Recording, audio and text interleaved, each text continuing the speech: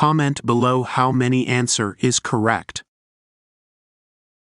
Don't forget to like, share and subscribe.